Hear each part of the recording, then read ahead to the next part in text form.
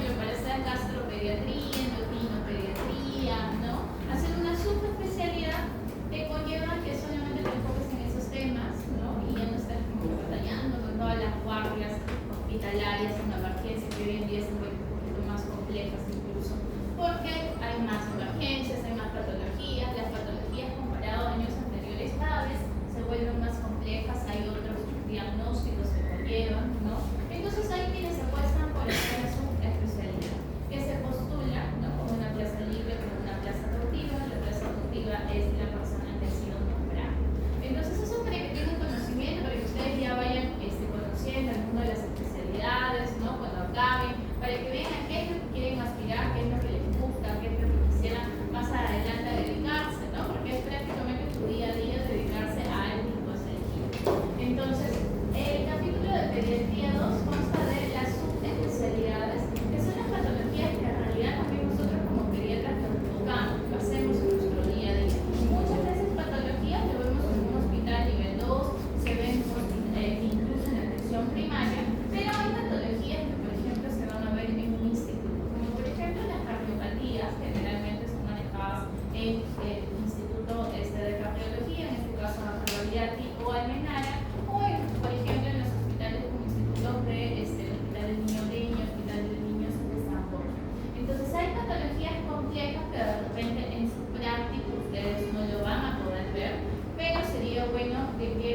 tomen casos clínicos para que ustedes tengan una idea de cómo es tal patología.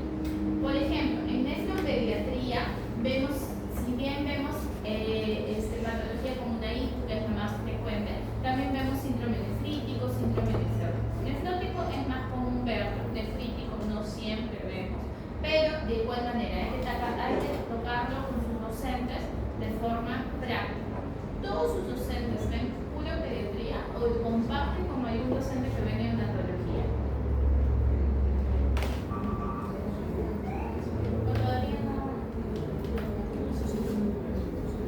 Todos ven solo pediatría. Bien, entonces eso les va a dar ventaja de que no estén pues viendo solamente neonatología, sino también van a ver pediatría. Tratan de que temas que se hacen, temas que traten de repasar con sus docentes de práctica y puedan.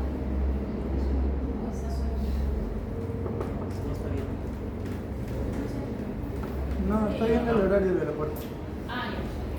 Entonces tratan de ver la parte práctica con sus docentes. Si es que no lo ven como un paciente, véanlo como un caso clínico. Entonces, en esta parte de aquí ya está dividido los días. El grupo A serían ustedes, ¿no? Que es en la primera hora. Y luego a las 5:20, no me habían definido exactamente el cambio de hora, por eso no dice el cambio de hora, que sería el grupo B, pero es el mismo día. Ustedes inician de 3:40 a 5:10, 5:10, y el grupo B inicia de 5:20 a 6:40. Entonces, los dos, ambas pediatrías van a llevar el mismo día. ¿Ya?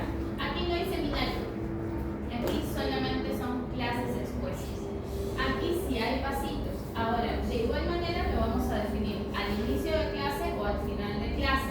Su delegado hace su encuesta si es que ustedes deciden el mismo día de la clase, al final de la clase hacer el pasito o tomar el pasito a la hora de entrada de la siguiente semana. ¿Ya? ¿O ya lo han decidido? ¿Lo van a pensar? Lo pasado. Ya. Entonces el pasito de hoy día sería para el otro miércoles. ¿Ya? ¿No hay feriados? Espero no haya huelgas. Porque el año pasado hemos estado con muchos problemas por eso. Entonces, esa es la temática de lo que es semana a semana, que es lo que vamos a tocar. Y este es en cuanto a la evaluación. En cuanto a la evaluación, tenemos la evaluación individual con lista de cotejo. Esto de aquí, el 30% incluye lo que son los pasitos de todas las semanas y las intervenciones que ustedes van a tener semana tras semana. El 30% vale esa nota. La evaluación individual este año le he colocado acompañado de simulación. Acá que entra la práctica y la simulación. Ahora, no me han dado el porcentaje de la simulación.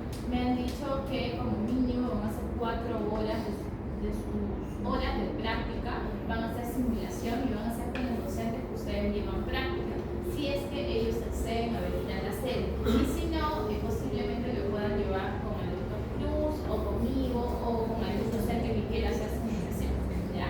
Esa nota de ahí aún no tengo yo el porcentaje exacto, pero incluye el 70% tanto de simulación como la parte práctica. El 20% viene en la primera evaluación, que es el examen parcial. Luego, el C2 incluye nuevamente igual que el C1, la lista de cortejo, que es seminarios y los pasitos y las intervenciones.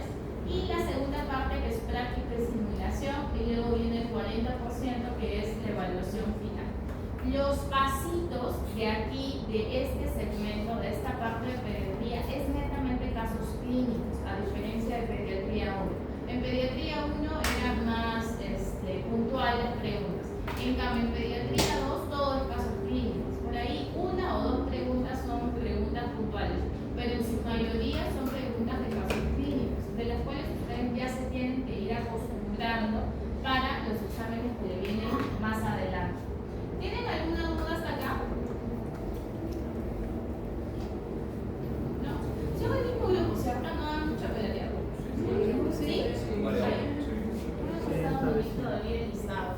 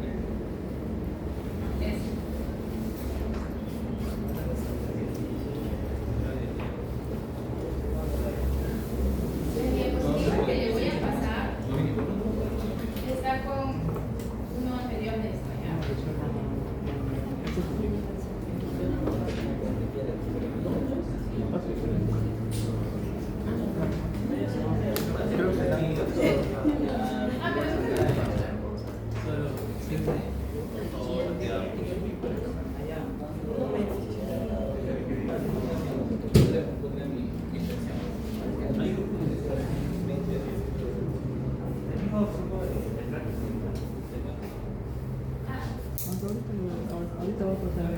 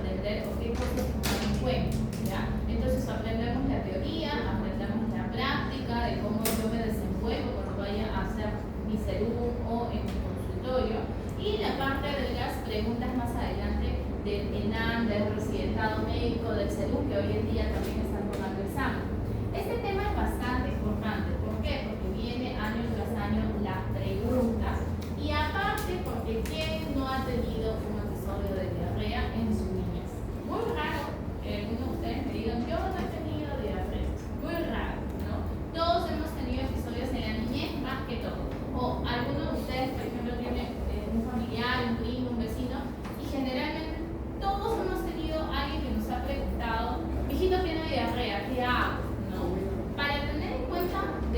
diarrea, hay que tener en cuenta la consistencia habitual de las deposiciones. Las deposiciones en todas las personas no son iguales, pero una mamá sabe diferenciar cuando la deposición es de consistencia normal o pastosa, o la consistencia es líquida o semilíquida, o está con moco o está con sangre. Ahí es donde la OMS define la diarrea aguda como la evacuación de 3 o más deposiciones blandas o líquidas por día, pero en un periodo de más de 3 días, ¿verdad? Usualmente es la disminución de la consistencia, pero ojo, tiene que ser menos de 14 días para yo llamarlo diarrea aguda. La diarrea, la gastroenteritis, ¿no? Es lo mismo. Diarrea aguda infecciosa, la gastroenteritis es prácticamente lo mismo. En cambio, la intoxicación alimentaria es simplemente una composición que pudo haber cambiado por la ingesta de algún alimento que no haya tenido una buena condición o simplemente no le haya caído bien al paciente. Diarrea es distinto, es las deposiciones líquidas en más veces, en más días, pero que viene asociado a otros síntomas. ¿Qué me dice la Academia Americana de Pediatría? Define la gastroenteritis aguda como una enfermedad diarreica de inicio rápido, con o sin síntomas asociados, como por ejemplo náuseas, vómitos, fiebre o dolor abdominal. ¿Qué vemos en el Perú? Cuando ustedes hagan CEDU, van a hacer la notificación semanal de los episodios de diarrea en niños, de los episodios de las infecciones respiratorias altas, de las neumonías, ¿no? O de otras patologías que me pide epidemiología. ¿Por qué? Porque eso se va a ver graficada en mi boletín epidemiológico. El Ministerio de Salud al año tiene sus semanas epidemiológicas. Primera semana, segunda semana, tercera semana. Y ese trabajo, ¿quién lo hace? Generalmente los cronistas, anotan, ¿no? O los enfermeros, que son los encargados de poder notificar cuántos casos en tu población de diarrea hubieron esta semana.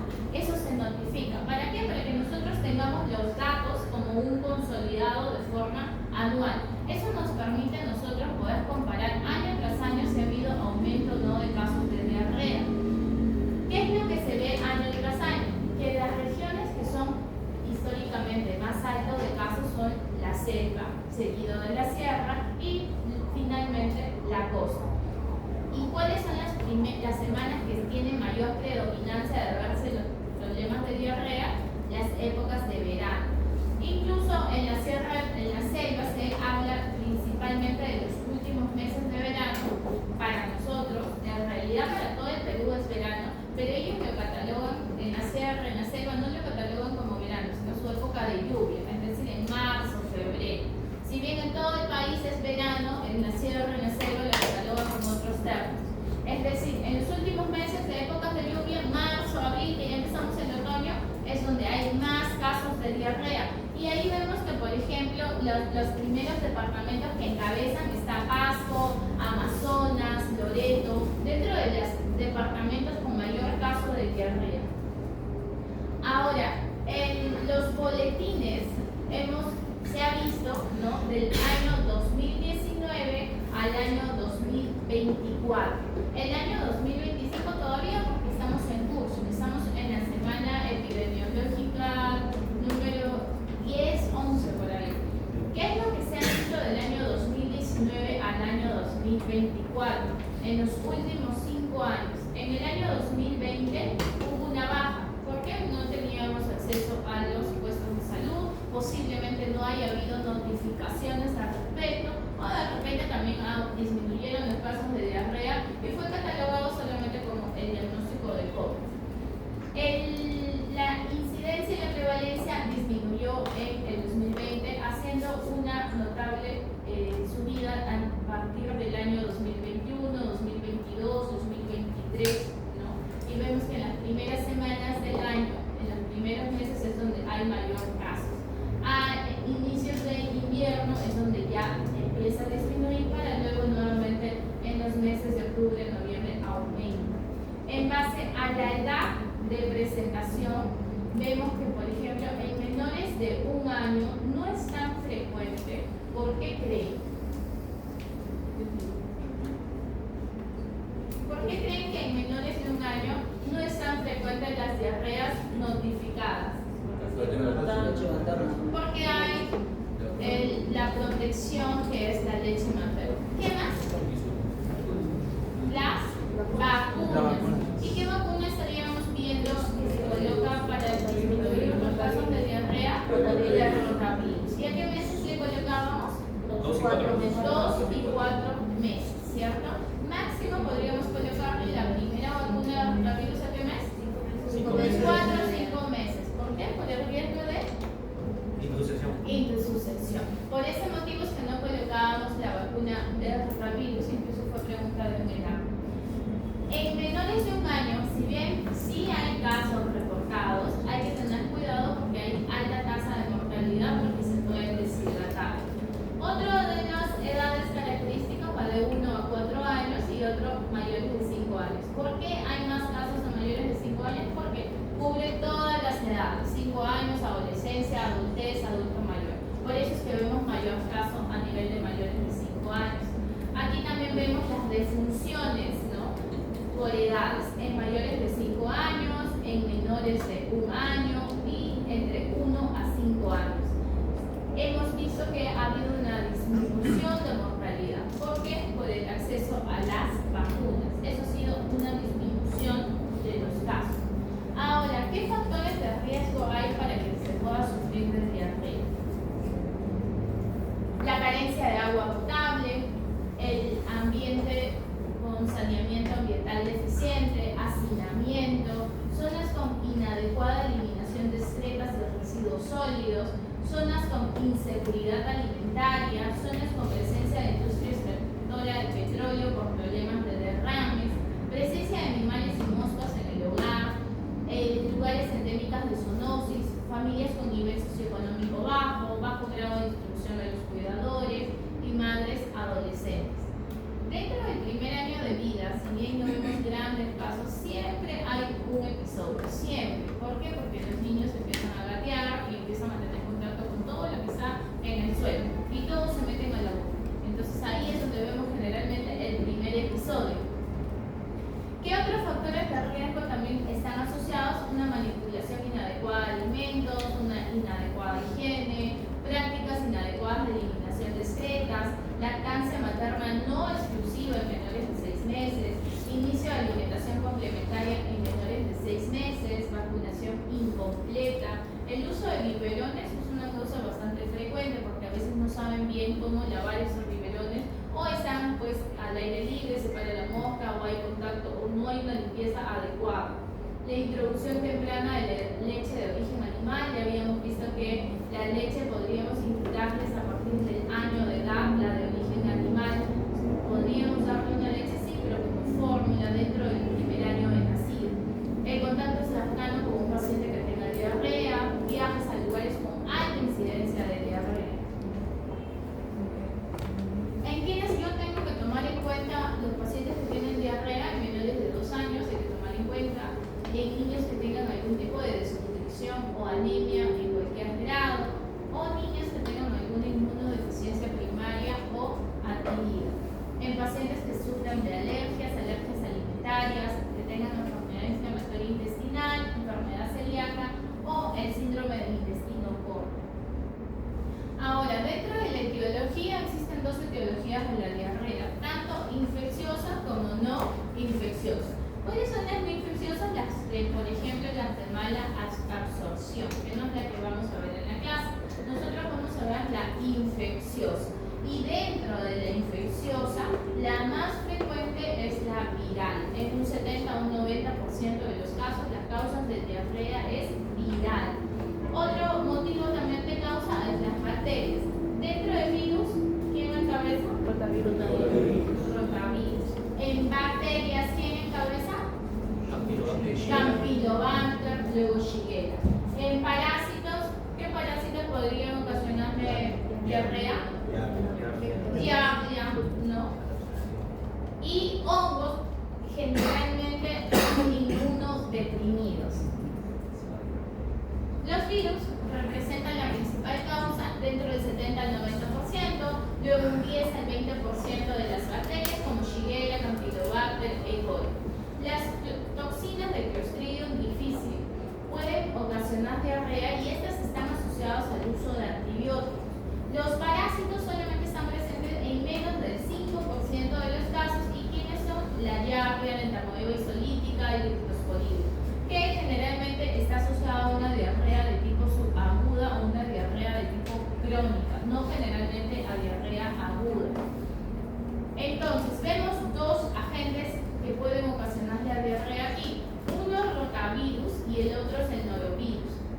el rotavirus es la causa más frecuente y es el responsable de un 20 o un 40% de hospitalizaciones.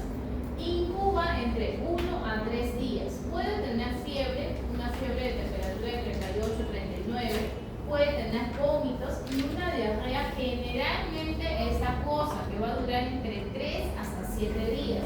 El norovirus también puede ocasionar la diarrea y se asocia en un 10 a un 20% que genera hospitalización en niños menores de 5 años. La incubación va entre 12 a 48 horas, puede presentar vómitos y diarrea que duran entre 2 a 5 días, ocasionalmente puede presentar fiebre.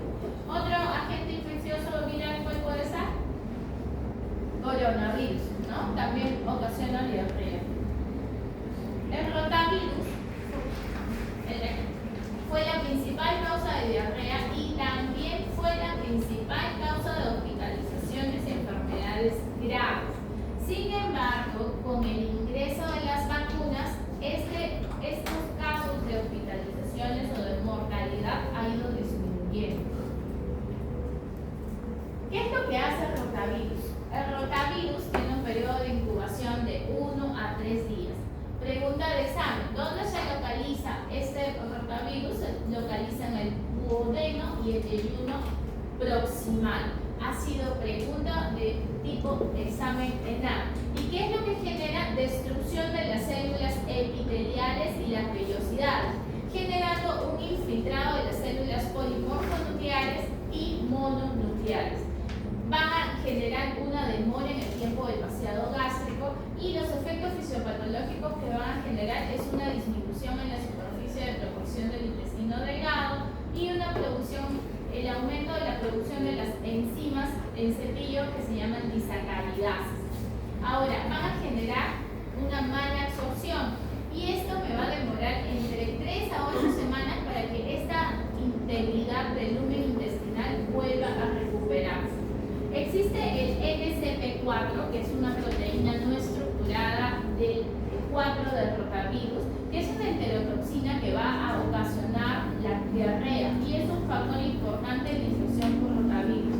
Sin embargo, los anticuerpos que se encuentran en la leche materna, es decir, de la inmunoglobulina A, van a generar cierta competencia con este NSP4, generando de que no haya tanta sintomatología o tanta diarrea. Esa es la explicación por qué de un bebé que está alimentado con lactancia materna no tiene tantos casos de rotavirus. La glicoproteína mucina se enlaza con el rotavirus inhibiendo su replicación. Entonces queda demostrado, ¿no?, que la lactancia materna tiene un efecto protector que genera clínicamente un inicio abrupto que puede tener vómitos, que puede tener deposiciones copiosas y líquidas, puede haber fiebre, pero no es una fiebre tan alta. La diarrea dura entre 4 a 8 días y puede generar una deshidratación con hiponatremia. ¿Qué exámenes le puedo sacar? Le puedo sacar el examen directo de muestras por ELISA o por la inmunocromatografía o por el PCR. Este de aquí se echa una muestra de heces y puede salir si es que hay, en la prueba de ELISA sale la cantidad cualitativamente de lo que es el rotavirus. El examen preferido es el PCR, pero suele demorar más o menos 3 hasta 5 días. Entonces estos exámenes me pueden ayudar para que yo pueda evitar el uso de antibióticos innecesarios. ¿Cuál es el tratamiento para el rotavirus? Agua. Hidratación. Ahora, ha habido preguntas en los exámenes que han puesto el caso clínico y les han preguntado: ¿y qué agente etiológico piensa usted que puede ser? ¿Cómo yo puedo diferenciar? Si veo y digo, ay, es un paciente que ha estado con diarrea, ¿qué agente será? ¿No? Cada agente tiene algo en particular que les he colocado. Por ejemplo, colocaron un caso clínico, paciente con diarrea que empieza a presentar convulsiones. ¿Qué agente? En resumido, ¿qué agente etiológico puede usted pensar que es? El que está relacionado a convulsiones es el Shigella, ¿ya? Es una causa frecuente de diarrea bacteriana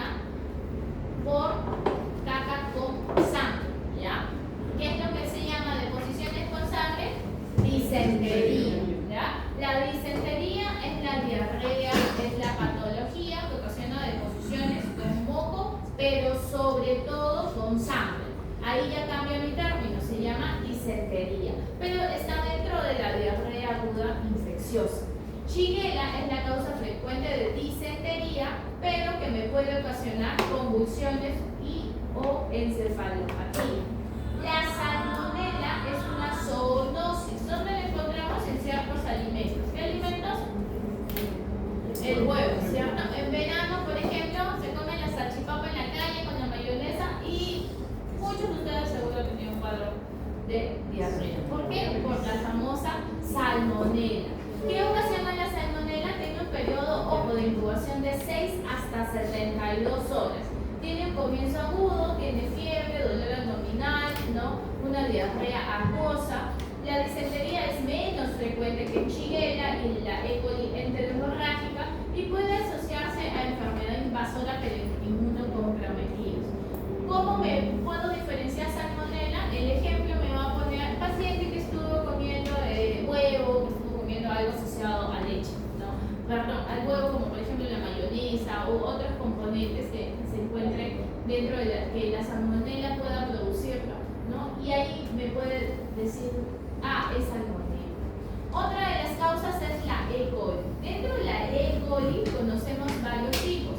La E. coli enteroinvasiva, la E. coli enterohemorrágica o llamada también la que produce la toxina Shiva, la enteroagregativa, la enterotoxigénica y la enterodifusa. Son 6.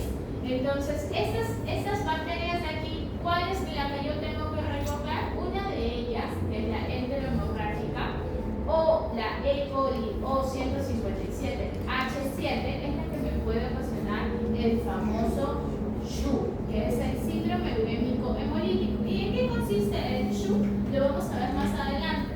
Paciente que tiene anemia, que tiene trombocitopenia y que tiene insuficiencia renal aguda, injuria renal. Este paciente me está produciendo SHU. ¿Y cuál es el agente causal? La E. coli 157 o 157H7 o otras de las enterohemorrágicas. La E. coli también es frecuente, ¿no? Y puede incluso presentar una diarrea severa. Campylobacter es la más frecuente dentro de las bacterianas.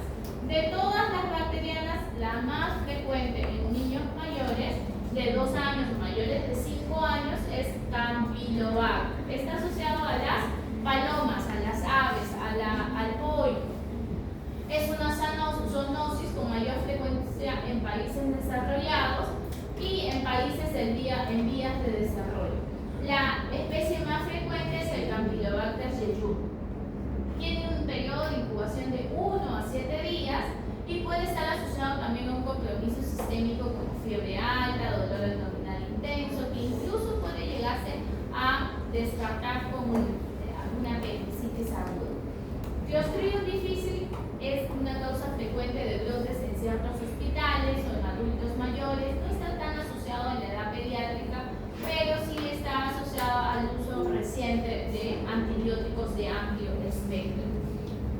Ocasionalmente produce disentería, eventualmente pueden producir pseudomembranosas en las deposiciones, ¿no?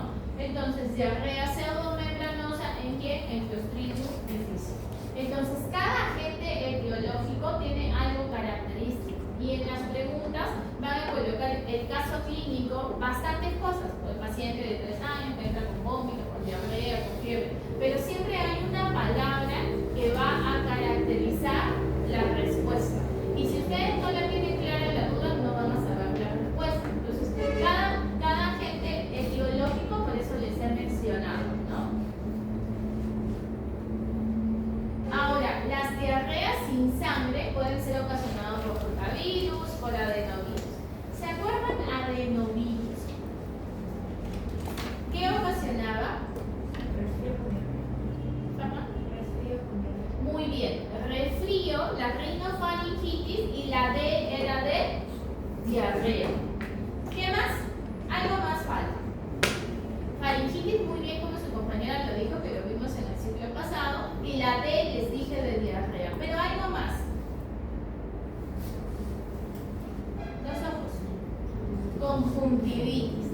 Adenovirus ocasiona tres cosas: faringitis, diarrea y conjuntivitis.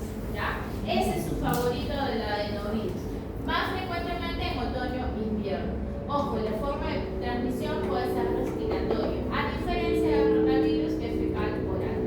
Aquí tenemos las E. coli, ¿no? La que está relacionada al viajero es la enteroadherente, ¿no? La que está relacionada a brotes epidémicos, la enteropatógena. La Salmonella notifi, que tiene un periodo de incubación de 6 a 12 o 72 horas, que va predominantemente en menores de 5 años, que se incluye el huevo crudo. La Salmonella tifi, que es esporádica, pero es poco frecuente en áreas con buena limitación discreta, generalmente con contacto interhumano. El Staphylococcus aureus es el que tiene menos periodo de incubación.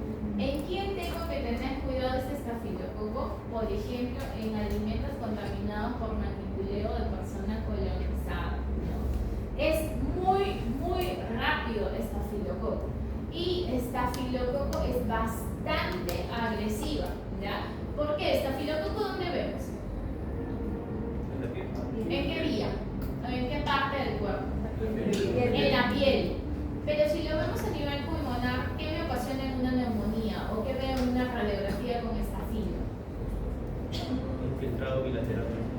Ya, pero más que todo, cavitaciones, ¿no? Vemos buller. Es decir, estafilococo a nivel respiratorio es bien agresivo, pero en piel no es tan agresivo, porque lo vemos en impétigo, en celulitis, ¿no? En los abscesos.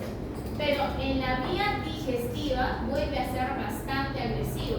Por eso su periodo de incubación fue de 1 a 7 horas. ¿Cómo fue el caso clínico de hace varios años? Paciente que presenta a las 2 horas de haber ingerido cierto alimento dolor abdominal intenso, cefalea intensa, deposiciones bruscas. ¿Cuál de las alternativas cree usted que es? Que te ponen varios agentes etiológicos. ¿Quién es el que tiene el periodo de incubación más corto? Es estafilococo. Va de 1 a 7 horas. Es alimentos contaminados por manipuleo de persona colonizada. El cólera hemos visto en epidemias que hubo hace muchos años, ¿no? Que veíamos, por ejemplo, en los pescados, ¿no? En el ceviche, en los pescados malogrados, ¿no? En esos tiempos, yo tampoco todavía, no, era muy bebida, ustedes seguro ya no lo han visto. Pero en esas épocas ponían vía a ambas manos, ¿no? Los pacientes más antiguos cuentan, ¿no? Que se han visto pacientes en épocas de cólera que entraban a las emergencias y se morían, inmediatamente tenían que poner de vía a ambos brazos. Nosotros ya no hemos visto épocas así, en las cuales lleguen muy deshidratados, pero en esas épocas del cólera sí mucha gente llegó a morir, sobre todo en nuestro país. Las pseudomonas hidrófilas, que no son tan frecuentes, y los parásitos, que son menos frecuentes, pero ojo, aquí no ocasiona prácticamente una diarrea aguda, ocasiona una diarrea más subaguda, es decir, pasan los 14 días y no es tan frecuente. Es decir, las señoras dicen, ya llevo más de 2 semanas que va a ser medio líquido, ¿no? Es muy distinta a la bacteriana, que genera síntomas bastante agresivos en el momento. Entonces, la diarrea sin sangre me puede ser ocasionada por virus o por bacterias, pero la diarrea con sangre, o llamada también disentería, también me lo puede producir el famoso rotavirus, ¿ya?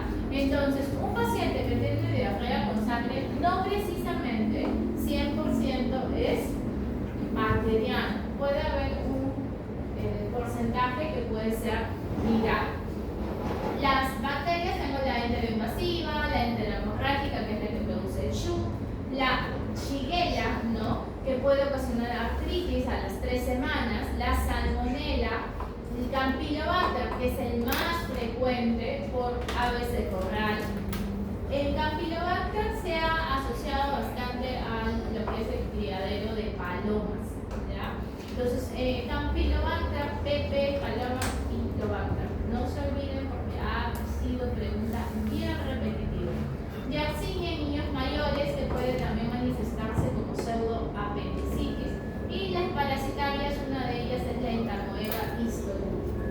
Entonces, la diarrea con sangre, llamada también disentería, pues es una enfermedad intestinal inflamatoria que va a generar deposiciones con sangre y con moco. Hemos visto etiología y hemos visto factores de riesgo. Ahora, la fisiopatología. En la fisiopatología, diariamente una gran cantidad de líquidos fluye por todo el tracto gastrointestinal y mayormente es eficientemente absorbida por el intestino, eliminándose una pequeña cantidad en las heces. Es decir, mi absorción es mayor que mi secreción. Pero ¿qué pasa si esta secreción es aumentada? Entonces, cuando es aumentada es cuando se da una disminución en la absorción de los líquidos y muy por el contrario hay un aumento en la salida de líquidos y esto me va a ocasionar la diarrea. La diarrea infecciosa, los agentes patógenos colonizan a nivel del epitelio intestinal y se adhieren a las células. Existen dos tipos, la acuosa y la con sangre o disentería. La acuosa se divide en dos, secretora y osmótica. Por el periodo o el tiempo de duración existen tres clasificaciones. Aguda, existen tres tipos, aguda, subaguda y crónica. La aguda es la que se genera menos de 14 días. La subaguda más de 14 días, pero menos de 28 días.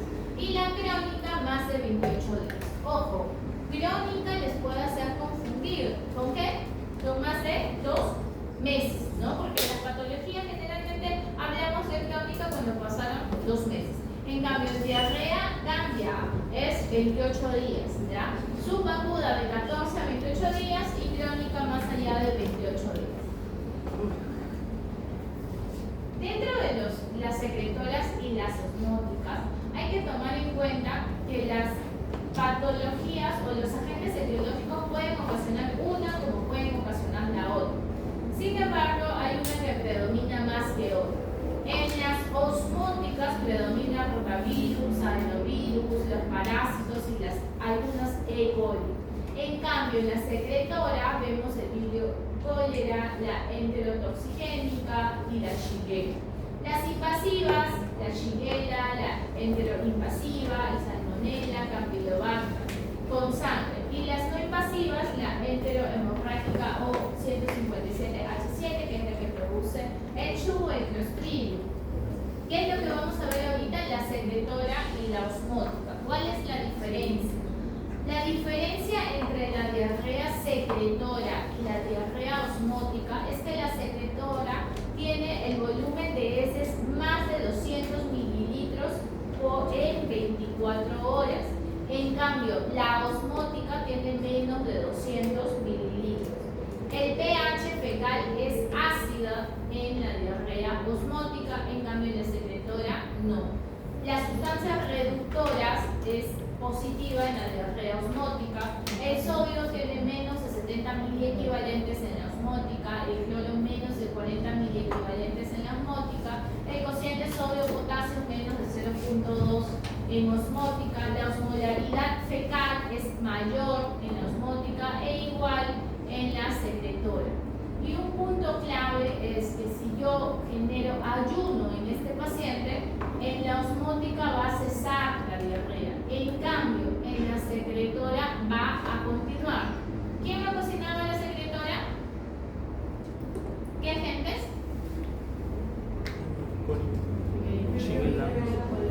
El cólera, ¿no? La Shigella, ¿no? ¿Cuál más? La E. coli, ¿no? La enterotoxigénica. Por eso es que el cólera ponía doble vía, porque a pesar de que el paciente no comía, continuaba con la diarrea, porque la secretora continúa a pesar de que tiene diarrea, a pesar de que le han puesto en ayuna. En cambio, en la osmótica cesa la diarrea, ya no le das comida, no sigue haciendo diarrea. La diarrea secretora se produce por una mayor secreción de agua y electrolitos hacia la luz que supera la capacidad de absorción. El AMPC cítrico estimula la selección activa de líquidos y electrolitos a través de la ATPasa, ¿no? Y el AMP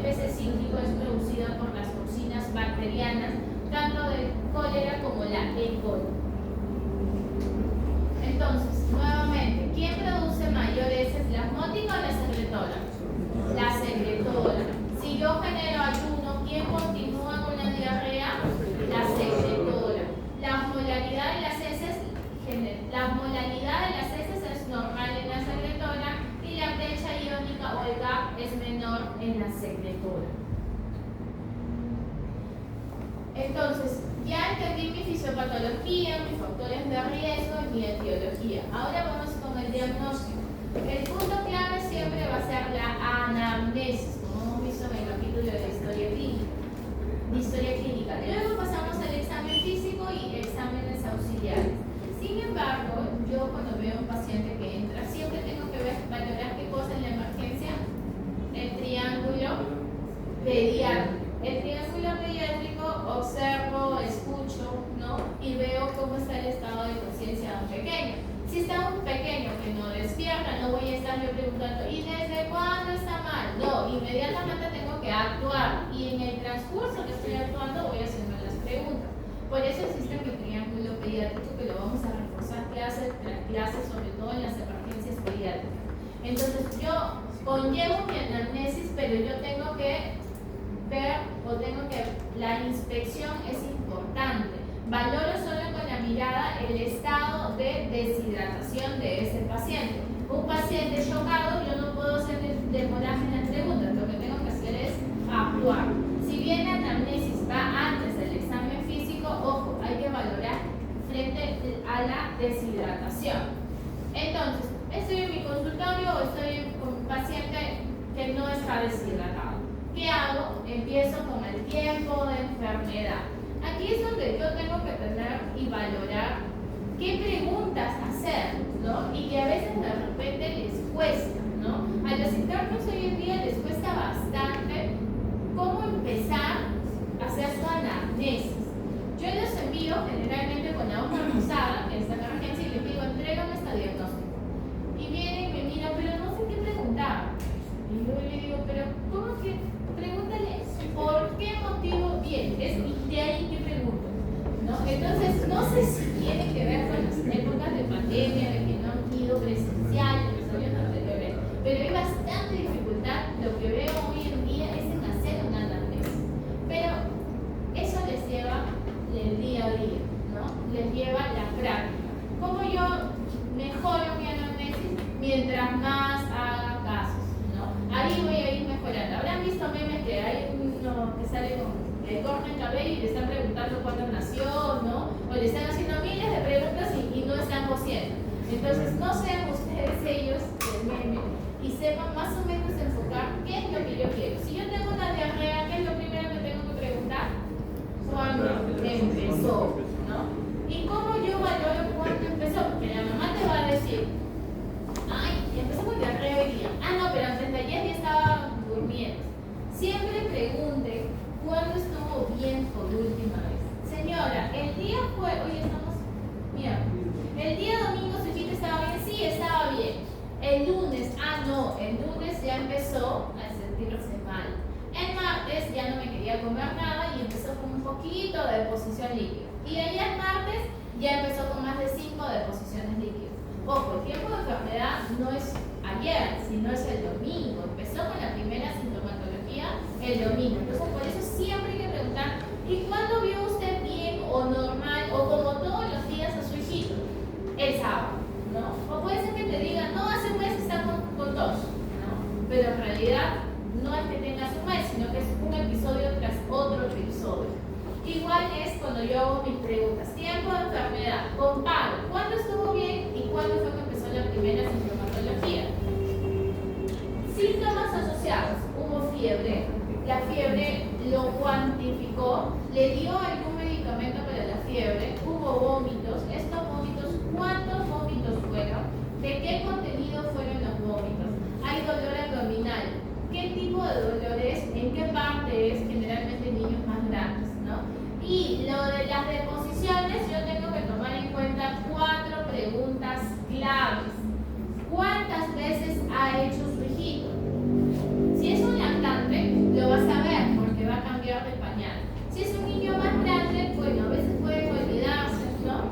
Pero más o menos cuántas deposiciones. ¿Y cómo hago yo para saber si es deposición líquida? Comparo su ritmo defecatorio normal. ¿Cuántas veces al día suele ser su hijito? 2 veces. ¿Y ayer cuántos ha hecho? 4 veces. Ah, eso ya hay más cantidad de veces. Otro es la cantidad. En la cantidad generalmente se ve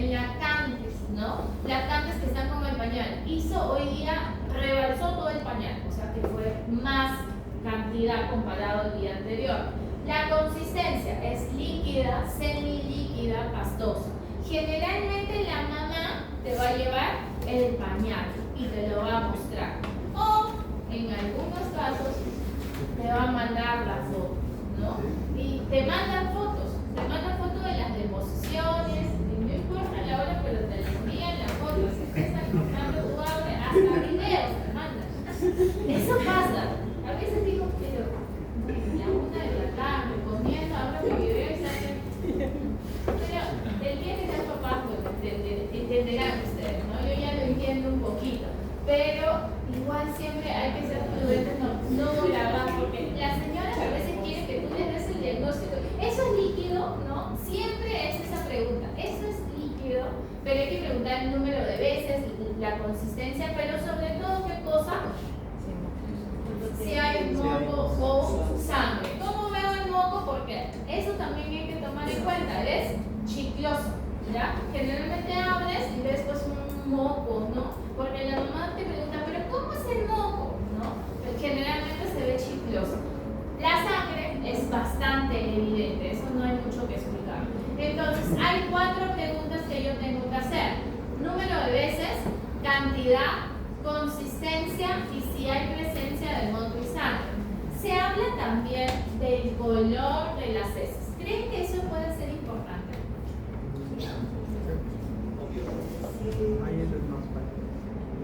Solo el color. La diarrea, ¿qué color?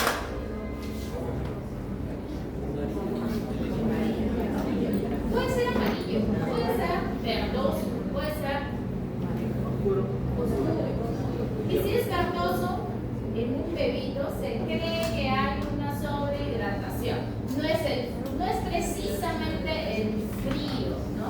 Son cambios que se dan en las heces nada más. La coloración, a menos de que sea aporia, de que no tenga color, puede ser variante en los días, en las horas, ¿no? No importa mucho. Lo que sí me va a importar es la consistencia. Y en el examen físico, ¿qué es lo que yo tengo que valorar? La deshidratación. Eso es el punto más importante o que puede conllevar a la muerte de mi paciente. ¿Qué tengo que valorar? Las funciones vitales. Cuando estén en su salud, frecuencia cardíaca. Si me demore un minuto, siempre ponga frecuencia cardíaca. Frecuencia respiratoria para valorar si usted no está asociado a otra patología como neumonías, ¿no? La presión arterial es algo que no lo hacemos en la práctica, pero que es muy importante y que ustedes pueden hacerlo en sus prácticas y que les va a salvar de mucho, porque es un punto a tomar en cuenta de que el paciente no esté hipotenso. La saturación también es importante como dentro de rutina, pero lo que más me va a servir es la frecuencia cardíaca y la presión arterial. ¿Qué más voy a ver? En un lactante, la fontanela va a estar abombada o deprimida. Deprimida. ¿Y cuándo estaría abombada? En meningitis, ¿no? En los cuadros de meningitis está abombada. En cambio, en las deshidrataciones suele estar deprimida. Pero en los lactantes más grandes, en los niños más grandes, ya no vemos eso. El nivel de conciencia, ojo, alterado, inconsciente, me está diciendo que es una deshidratación severa con shock, ¿ya? Un paciente que entra inconsciente, que no está respondiendo, es un paciente que está con deshidratación severa con shock. Ojos hundidos, sin lágrimas, llenado capilar lento, taquicardia, pérdida repentina de peso, oliguria, taquipnea, son signos de deshidratación. Una forma de poder valorar, sobre todo en otros países, no en el nuestro netamente, es la pérdida del porcentaje de peso. En España, su clasificación de deshidratación se basa en pérdida de peso por porcentaje. ¿Por qué? La mamá llega y viene de frente con su carnet de controles de peso tal. Aquí llega la emergencia y se olvidó todo, no trae su carnet. Entonces es difícil que podamos hacer la comparación de su último peso y del peso actual. Pero en España sí tienen, por ejemplo, su pérdida pérdida de peso bien definido y eso también es un indicador para el grado de deshidratación. Oliguria es un signo de deshidratación. ¿Menor de cuánto es oliguria? ¿Cuánto? No, 0 puntos menos de 0.5 ya es anuria. Anuria es menos de 0.5 mililitros por kilo por hora. ¿Ya? Oliguria, ya la orina normal. Mejor. Generalmente va de 2 a 4, ¿no? Poliuria mayor de 4. Oliguria entre 0.5 a 2. Menos de 0.5 es anuria. Hay literatura que te habla de 0.5 a 1 oliguria, ¿ya? Entonces, oliguria es la disminución del flujo urinario. ¿Y cómo se sanaba el flujo urinario?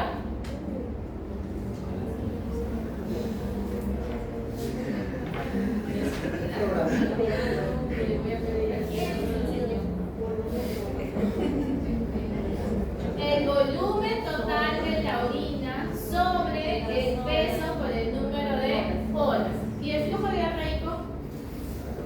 Lo mismo, solamente que en vez de orina era heces, ¿ya? El flujo diarreico, ¿cómo se halla? El volumen total de heces sobre el número de horas que lo quiero hallar por el peso. Eso me va a dar un flujo diarreico. ¿Y cuando hablo de flujo diarreico alto? Cuando es mayor de 10. Es mayor de 10 mililitros por kilo por hora. Pregunta. En general es inespecífico, fiebre, decaimiento, inapetencia, puede presentar convulsiones. El sensorio alterado, tendencia al sueño, letargia, coma. Sed aumentada, signo de pliegue, fontanela deprimida, mucosa oral y lengua seca, ¿no? Todos estos signos me indican que está deshidratado.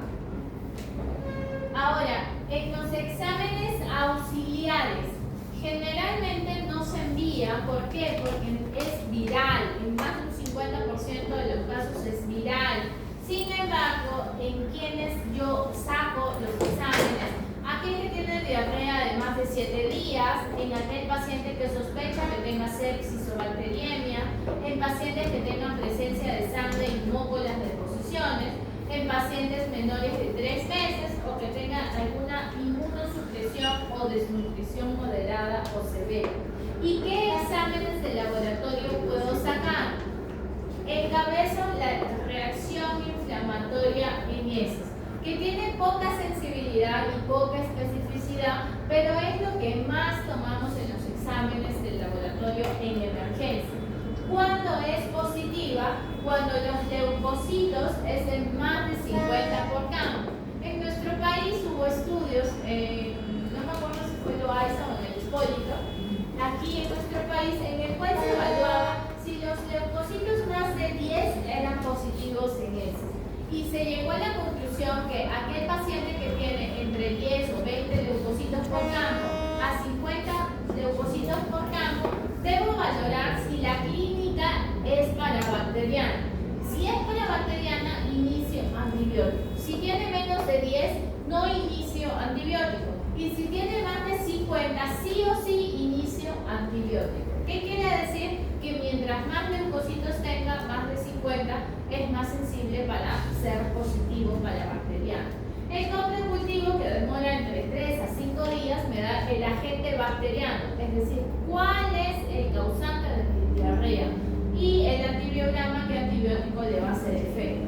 El cóctel funcional lo que me va a evaluar son los casos de mala absorción. Por ejemplo, las sustancias reductoras, el SUDAM, el pH fecal. Sustancias reductoras para descartar mala absorción por carbohidratos, las enfermedades celíacas, enfermedades por mala tolerancia al gluten, SUDAM para las grasas y el pH fecal también para poder descartar las malas absorción. Incluso aquí me pueden salir parásitos también. Entonces, para esos casos yo uso mi cóctel funcional. El examen parasitológico seriado son las 3 muestras de caca que me va a decir qué agente parasitológico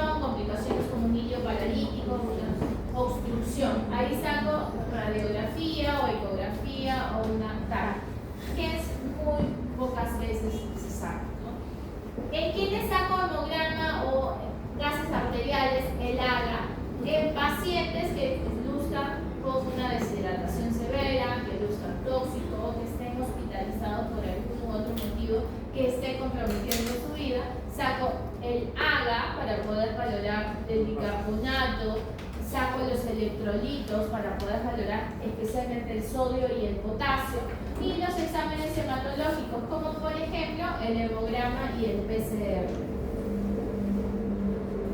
El estado de valoración, ¿qué es lo que hago? La clase está sacada de 3 guías. Una que es del Instituto Nacional de San Borja, que es la guía práctica clínica de lo que es diarrea aguda infecciosa y deshidratación, de la guía de salud de fluidoterapia y de la Sociedad Española de Pediatría. Esto de aquí sale en lo que es la guía del Instituto de San Borja, en el cual me dice cómo evalúo el estado de hidratación. Y aquí me valora el normohidratado, el deshidratado leve moderado y el deshidratado severo. En el caso de la sed, por ejemplo, está aumentada o más del normal ya cuando el paciente está deshidratado. La orina generalmente ya está disminuida en la leve moderada y no orina o flujo urinario de anuria en grave. Hay que ver en los ojos si están hundidos, si están muy hundidos, si llueve sin lágrimas, la boca, la lengua si está seca o si no hay llantos y lágrimas, boca muy seca. La elasticidad de la piel, veo si el signo de piel está más de 2 segundos, la fontanela si está muy hundida, el llenado capilar si está más de 5 segundos de severa, y ahí yo decido si tiene 2 o más signos de síntomas de deshidratación, tiene pues una deshidratación leve o moderada. Si tiene signos en los cuales están marcados con asteriscos, tiene una deshidratación severa. En el paciente que no está deshidratado, uso el plan A, que su función es prevenir. En cambio, en el leve moderado, uso el plan B, que mi función es tratar. En cambio, en la C, que es en la grave, trato el shock, trato la deshidratación severa porque tengo que evitar complicaciones. Entonces, esta es otra gráfica que es la misma que la anterior, de signos clínicos de deshidratación que hay que tomar en cuenta. Valorar el grado de deshidratación, la Escuela de Gastroenterología Pediátrica valora el estado general, los ojos, las lágrimas, boca y lengua, sed, piel, el porcentaje de pérdida de peso, ¿no? Menos del 5%, no hay deshidratación, de leve a moderada de 5 a 10 y de grave de más del 10%. Existe otra clasificación que es de la Sociedad Española de Pediatría, en el cual me diferencia en lactante y en niño mayor, que también fue pregunta en un examen de residentado, porque es distinto. El lactante, por ejemplo, tiene una pérdida de menos del 5% del peso en el leve, en el moderado del 5 al 10% y en el severo más del 10%. En el niño mayor tiene menos del 3% en la deshidratación leve de pérdida de peso, en la deshidratación moderada va del 3 al 9% y en la severa más del 9%. ¿Qué veo? Turgencia cutánea, relleno capilar, la respiración, está taquimeico en la deshidratación severa, las mucosas muy secas, muy pastosas en deshidratación severa, la diuresis en oliguanuria o amanuria, la sed está sediento en la moderada, ya está rechazo en la severa, la fontanela deprimida en la severa, la perfusión periférica, aterosclerosis en la severa, los ojos hundidos en la severa, lágrimas ausentes en la severa, el pulso radial está débil y filiforme en la severa, la presión arterial está con hipotensión en la severa, la frecuencia cardíaca en taquicardia y el estado neurológico está en letargia en la deshidratación severa. Entonces, ¿qué valoro? Valoro que el paciente está en alerta, o si es que está intranquilo, o si es que está letárgico. Si el paciente está letárgico o está inconsciente, es un paciente que está con deshidratación severa. Esto es una ya separado, ¿no? Pero es lo mismo que usamos en la primera diapositiva, en la anterior diapositiva. La escala de deshidratación también se valora mediante puntos, ¿no? Si yo veo 1 o 4 puntos no hay deshidratación, si hay 1 o 4 puntos es deshidratación leve, 5 o 8 puntos deshidratación moderada grave.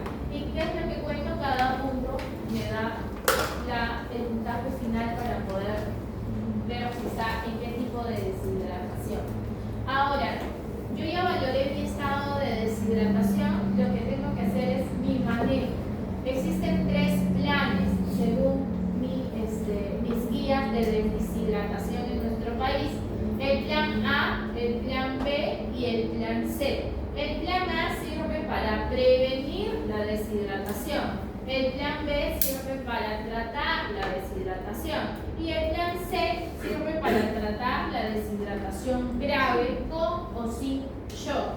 ¿Cuáles son las medidas generales? El fomento de la lactancia materna, el lavado de manos, hervir el agua, el fomento del saneamiento a nivel familiar, la manipulación adecuada de alimentos y cumplir con el esquema de las vacunas.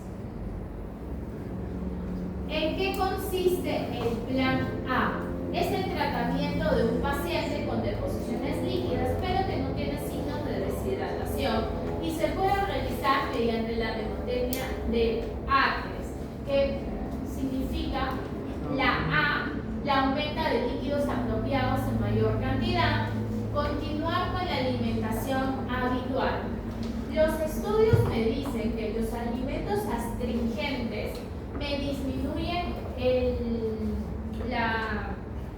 las deposiciones, pero sin embargo no está aún avalado científicamente que yo me dé solamente una dieta en alimentos astringentes, ¿ya? Pero sí es importante que yo sepa, así como tengo que saber los alimentos con fibra para los pacientes que tienen estreñimiento, tengo que saber los alimentos astringentes porque me va a ayudar un poco a enseñarle a la mamá qué alimentos poder dar. ¿Cuáles son los alimentos astringentes? La zanahoria, el arroz, que van fundamentalmente en niños que tienen diarrea. Y de aquí parte la famosa panetela, ¿no? Que no sé si la han consumido, que es el arroz tostado, que viene con lo que es la zanahoria y se le echa sal y se le echa también un poquito de azúcar. La alimentación tiene que ser habitual, es decir, continuar con mi alimentación. ¿Qué es lo que generalmente le decimos a la mamá que no le den? Las ensaladas frescas. ¿Por qué? Porque las ensaladas frescas pueden conllevar a un proceso de reinfección si es que no están siendo lavadas de forma adecuada. Evitar también, por ejemplo, las carnes o las comidas muy copiosas que hacen que el vaciamiento gástrico demore y eso le va a generar indigestión y más molestias de lo que ya tiene. Por eso, si bien se dice que continúe con su alimentación habitual, se recomienda que sea una dieta blanda, todo sancochado y con alimentos que puedan incluir alimentos astringentes. Se habla también de las fórmulas que son sin arroz, ¿no? No sé si han escuchado la fórmula sin arroz, que algunos pediatras recomiendan usar en el momento de que están con diarrea. En realidad no existe tampoco un aval científico que demuestre que tenemos que suspender y darle la leche sin arroz. Pero para la práctica, para muchos les funciona, ¿no?, el uso de estas fórmulas sin arroz en los pacientes que usan los fórmulas. Reconocer los signos de deshidratación y signos de alarma. ¿Cuáles son los signos de alarma que yo tendría que explicar a mi paciente? Si tiene aumento de sed demasiado excesiva, si los ojos están hundidos, si la boca está muy seca, si por ejemplo no orina o si hace deposiciones muy abundantes, más de 5 vómitos en 2 horas, más de 5 deposiciones en 2 horas, ¿no? Si es que está en aumento o que luce decaído y no quiere comer nada. En esos casos, ese paciente tiene que volver al establecimiento de salud. Evitar futuros episodios de diarrea. ¿Cómo lo evito? Vacunas, lactancia, lavado de manos, ¿no? Y el zinc, que en nuestro país debería de indicarse, sobre todo, dice la guía de la OMS, en pacientes desnutridos, en pacientes de países en vías de desarrollo, en pacientes inmunodeprimidos, se le tiene que añadir el zinc.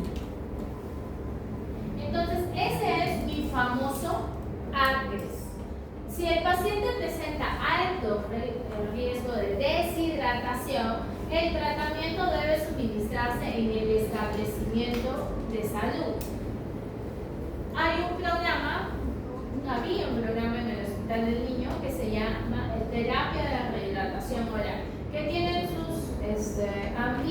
donde se da el suero, ¿no? En quienes se les da pacientes que tienen 3 o más vómitos por hora, o más de 5 vómitos en 4 horas, más de 10 deposiciones en 24 horas, paciente que sufre en el plan B o plan C, paciente que tiene difícil acceso geográfico o paciente que tiene sospecha de cólera. ¿Cuánto tiempo yo tengo que hacer esta hidratación? Una observación por un periodo de tiempo no mayor de 2 horas. Ahora, hablando de las sales de rehidratación oral.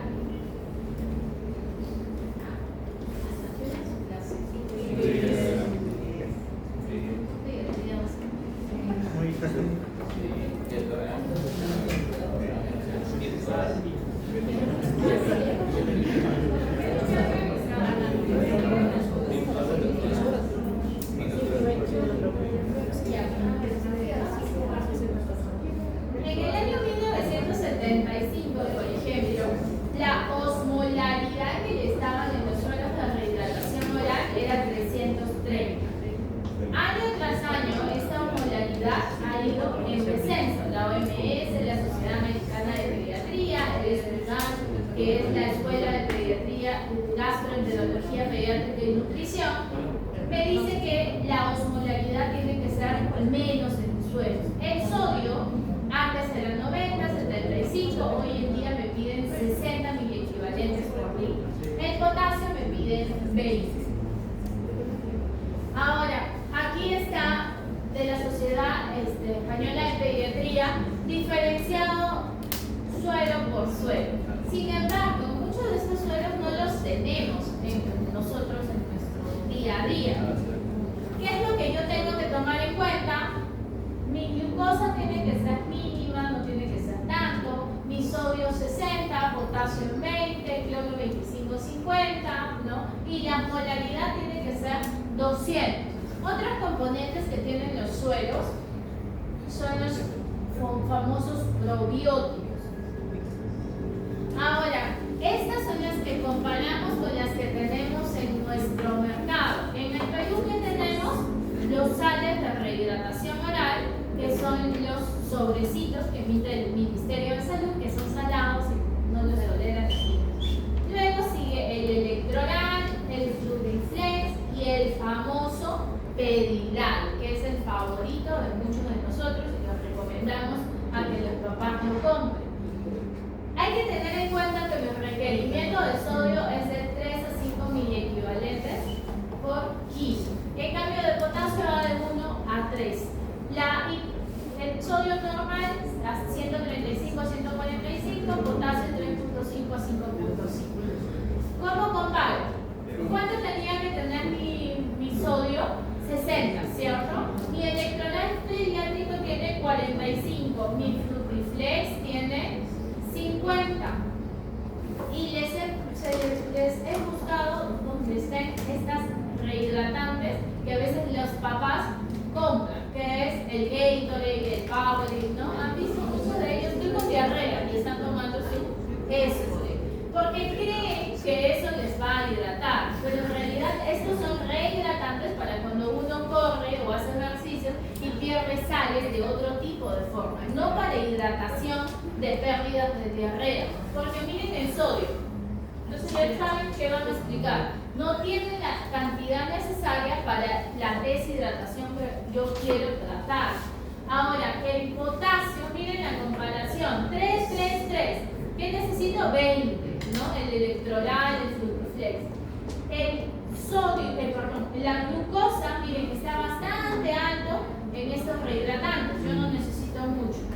Pero ¿qué es lo que me ofrece este famoso Pedilal? El sodio tiene 60, potasio 20, pero no tiene muchos azúcares añadidos. Por eso es que mi Pedilal hoy en día es uno de los favoritos. Aparte de que tiene un sabor mucho más agradable que los que están aquí, ¿ya? En el mercado, ¿cuál puedo usar? Cualquiera de estos tres. ¿Qué no puedo usar? Estos de aquí. Y otro famoso que dan, lo que han tomado seguro ustedes, es la Coca-Cola, ¿no? Así me sale. Yo he escuchado a mucha gente que dice sí. ¿Cómo va la fase de rehidratación? La fase de rehidratación da El porcentaje de deshidratación, que nosotros no lo vamos a tener usualmente, pero que en nuestra escala sí hay, por 10, por el peso, más las pérdidas descontinuadas. Eso me va a dar un aproximado que en una deshidratación leve le administra 30-50 mililitros por kilo y en las moderadas de 60-90 mililitros por kilo. ¿En cuánto tiempo? En 4 a 6 horas. Esto es en el hospital, lo que yo le doy en el hospital. En la fase de mantenimiento, yo envío a la mamá y le digo, señora, le va a dar por cada, por si no le voy a decir 10 mililitros por kilo, ojo, yo tengo que sacar mis mililitros, ¿no? Porque si no la señora va a llevar a su casa y va a decir, ¿qué hago con esto? ¿No? O 2 a 5 mililitros por kilo por cada vómito. La guía del instituto más rápido te lo da. Un cuarto de taza a media taza, ¿no? En menores de 2 años, un cuarto de taza a una taza grande, media taza a una taza grande de 2 a 10 años, mayores de 10 años, todo lo que deseen. Este es mi famoso plan A. Si está en sobrecitos, es estos sobrecitos. Y la prueba de tolerancia oral en los casos de paciente que tiene vómitos, por ejemplo, se administra 5 a 10 mililitros de suero en cucharita. Primero se le enseña a la mamá que saboree o mojamos los labios y luego se le da como cucharita cada 5 a 10 minutos por aproximadamente por 2 horas, y eso me va a ayudar a ver la tolerancia. Después de 1 a 2 horas yo veo si el paciente no ha vomitado, le puedo dar de alta, o si es que no ha tolerado, tengo que pasar a la vía endovenosa. ¿Cuáles son las contraindicaciones para la rehidratación oral? Que mis pérdidas sean mayores de 10 mililitros por kilo por hora. Era mi flujo diarreico alto. La deshidratación en más del 10%, alteración del nivel de conciencia, alteración del estado general, ilioparalítico, abdomen agudo o vómitos intensos. En estos casos no doy rehidratación oral. El uso del famoso zinc. ¿Cómo uso el zinc? El zinc uso pacientes de 6 meses a 59 meses. Si lo uso en jarabe es por 10 días 20 miligramos. Si uso mi jarabe de 10 miligramos en 5 mililitros, le doy 2 cucharaditas. En cambio, si uso un sulfato de zinc como Foxy, ya viene de 20, le doy 1 cucharadita. En cambio, las tabletas, existen tabletas mucodispersables que le puedo echar en la leche materna, ¿no? Y lo diluyo en 5 a 20 mililitros de agua. ¿Qué es el plan B? El plan B, que puede ser vía oral o puede ser vía endovenosa. ¿Cuánto le doy? De 50 a 100 mililitros por kilo y se le dan 3 a 4 horas. Si yo le quiero dar por edades, simplemente veo este cuadro de aquí, si es que no tengo el peso exacto. Si es que tengo el peso y no quiero calcular, de frente voy aquí, comparo entre tanto de peso y le doy en un lapso de 3 a 4 horas. Ahora, ¿qué pasa si yo fracasé mi rehidratación oral? Ojo, el plan B puede ser vía oral o endovenoso. En cambio, el A es vía oral y el C es endovenoso sí o sí, ¿ya? Fracasé mi rehidratación oral. Cuando hablo de que he fracasado, flujo fecal más de 10 mililitros por kilo, vómitos persistentes, balance hídrico negativo, ingesta insuficiente de suelo de rehidratación oral, no acepta el suelo de rehidratación oral, distensión abdominal, si después de 6 horas persiste con deshidratación, o si hay presencia de oliguria o anuria. En caso de que fracase, le puedo dar vía oral por una sonda nasogástrica o puedo también darle endovenoso, o también puedo considerar usar un antiemético, pero cuando me dicen no se recomienda el uso de antieméticos, se refiere al dimenhidrinato, ¿ya? ¿Qué es el plan C? El plan C consta valorar si el paciente está con shock. ¿Cuándo está con shock? Cuando está inconsciente, cuando está letárgico. Esa es una alteración del estado de conciencia. ¿Y qué es lo que yo voy a usar?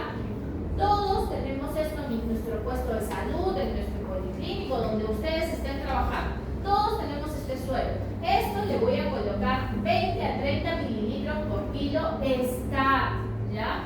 20 a 30 mililitros. Eso nunca se olviden, les va a salvar la vida, les va a salvar sus exámenes, porque es pregunta clásica.